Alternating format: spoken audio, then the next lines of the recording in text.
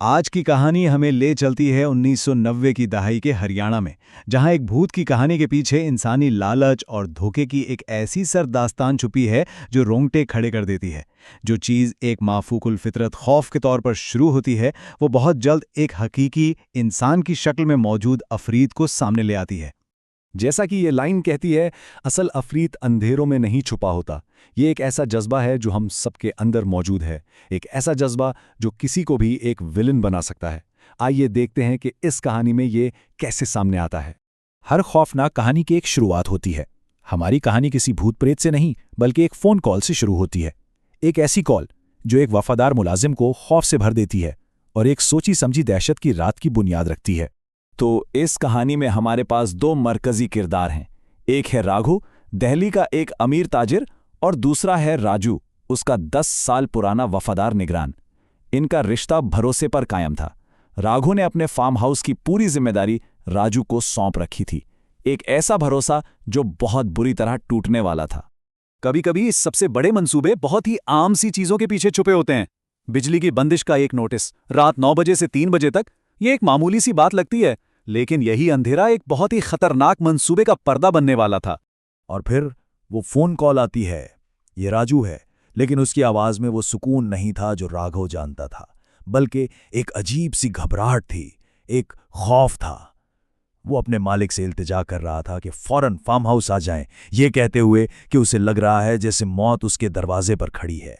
तो राघव जब farm house पहुंचा तो उसने जो देखा वो एक डरा सहमा राजू था। और यहां से कहानी का दूसरा हिस्सा शुरू होता है, जहां राजू एक बेसर भूत की ऐसी कहानी सुनाता है जो राघव के शक को आजमाइश में डाल देती है। राजू बताता है कि ये सब एक अजीब से एहसास से शुरू हुआ। जैसे ही उसने फार्म हाउस के गेट के अंदर कदम रखा, एक ठंडी सी लहर उसकी रीढ़ की हड्डी में दौड़ गई। यह एहसास कि वो अकेला नहीं है, कोई उससे अंधेरे से देख रहा है। राजू की कहानी के मुताबिक रात जैसे जैसे गहरी होती गई, खौफ बढ़ता गया। पहले खिड़की से एक अजीब चेहरा नजर आया, फिर खेतों में एक साया दिखाई दिया, और फिर ठीक 9 बजे जैसे ही बिजली गई, असली दहशत ने दस्तक दी। तो कहानी का क्लाइमैक्स क्या था? राजू का दावा था कि उसने एक लंबी बेसर औरत को अंधेरे में अपने बिल्कुल पास खड़े देखा। ये मंजर इतना खौफनाक था कि वो सारी रात इस टेबल में छुपा रहा, कांपते हुए सुबह का इंतजार करता रहा। राजू की कहानी तो हमने सुन ली, लेकिन राघव, जो एक अमली इंसान था, उसने इस बात पर यकीन नहीं किया। अब कहानी का रुख बदलने वाला था। शिकारी खुद शिकार बनने वाला था, क्योंकि राघव की रात तो अभी शुरू हुई थी। राघव ने राजू की कहानी को सीधा सीधा बकवास कहकर रद्द कर दिया। वो खुद दिल का मरीज था, लेकिन उसे भूत प्रेत से ज्यादा अपने नौकर की तोहम परस्ती पर गुस्सा आ रहा था। आखिर 10 सालों में यहां कभी कुछ अजीब नहीं हुआ था। और फिर वही सब कुछ शुरू हो गया। दरवाजे का खुद ब खुद खुलना, हॉल से शीशा टूटने की आवाज, और अंधेरे में गूंजते हुए कहकहे। राजू की कहानी का हर खौफनाक हिस्सा अब राघव खुद तजुर्बा कर रहा था। अब सोचें, वो फंस चुका है। कार की चाबियां अंदर घर में हैं, एक ऐसे घर में जहां अब कोई भूत लगता है। वो क्या करता? अंदर मौजूद नामालूम खौफ का सामना करता, या बाहर के अंधेरे और तन्हाई में खतरा मोल लेता? जैसे जैसे रात आगे बढ़ती है, ये माफूकुल फितरत खौफ का पर्दा हटने लगता है, और उसके पीछे से एक ठंडी इंसानी साजिश नजर आने लगती है। सुबह 3 बजने से कुछ देर पहले राघव को होश आता है। वो एक आवाज सुनता है, कोई फोन पर सरगोशी कर रहा था, और वो जो अल्फाज सुनता है वो उसके रोंगटे खड़े कर देते हैं। मैं उसे सिर्फ बेहोश कर सका, उससे दिल का दौरा नहीं पड़ा। क्या मैं उसे खेत में दफन कर दूं? ठीक 3 बजे जैसे ही लाइटें वापस आती हैं, सच्चाई सामने आ जाती है। वो भूत कोई और नहीं बल्कि राजू था, उसका अपना वफादार नौकर। माफौकुल फितरत का पर्दा हट चुका था, और इसके पीछे इंसानी धोखे की सर्द हकीकत थी। लेकिन कहानी यहां खत्म नहीं होती। इसी वक्त राजू का फोन बजता है, और फोन पर नाम था मोहिनी मैडम का, यानी राघव की अपनी बीवी।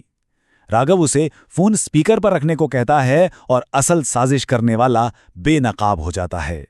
स्पीकर पर मोहिनी की आवाज से सारा मंसूबा साफ हो जाता है। प्लान बहुत सादा था। एक भूत की कहानी बनाओ, राघव को इतना डराओ कि उसे दिल का दौरा पड़ जाए, और उसकी सारी दौलत हड़प कर लो। और इस काम के लिए राजू का हिस्सा था 5%। लेकिन उन साजिशों से एक बहुत बड़ी गलती हो गई। उन्होंने अपने शिकार को कमजोर समझा था। राघव जो अल्फाज कहता है वो सारी बाजी पलट देते हैं। तुम सिर्फ एक प्यादा हो, मैं बादशाह हूं, और खेल तब तक खत्म नहीं होता जब तक बादशाह खड़ा है। इन अल्फाज के साथ राघव कंट्रोल वापस अपने हाथ में ले लेता है। राघव बहुत सुकून से राजू के सामने एक नई बेहतर पेशकश रखता है। मोहिनी तुम्हें 5% दे रही थी, मैं तुम्हें 10% दूंगा। बस जब वो यहां आए तो उसे खत्म कर दो। और यहां आता है कहानी का आखिरी सबसे खतरनाक मोड़। जैसे ही मोहिनी मर रही होती है, राघव एक राज खोलता है कि उसने तो ये फार्म हाउस 1 हफ्ता पहले ही बेच दिया था। वो तो सिर्फ अपना सामान लेने आया था। जिस दौलत के लिए ये सारा खून खराबा हुआ वो तो कभी थी ही नहीं। तो आखिर में क्या हुआ? राघव साफ बच निकला, उसकी इज्जत पर कोई आंच नहीं आई और पैसा भी महफूज रहा। कहानी को एक नाजायज ताल्लुक का रंग दे दिया गया और राजू और मोहिनी, जो इस लालच के खेल में सिर्फ प्यादे थे, शतरंज की बिसात से ही हटा दिए गए। ये कहानी एक ठंडी याद दहानी है। सबसे खतरनाक अफरीद भूत प्रेत नहीं, बल्कि वो इंसान हैं जो हमारे आसपास ही रहते हैं और जिन्हें सिर्फ एक चीज चलाती है, लालच। ये हमें ये सोचने पर मजबूर करती है कि जब वक्त आता है तो हम में से कोई क्या करने के काबिल है।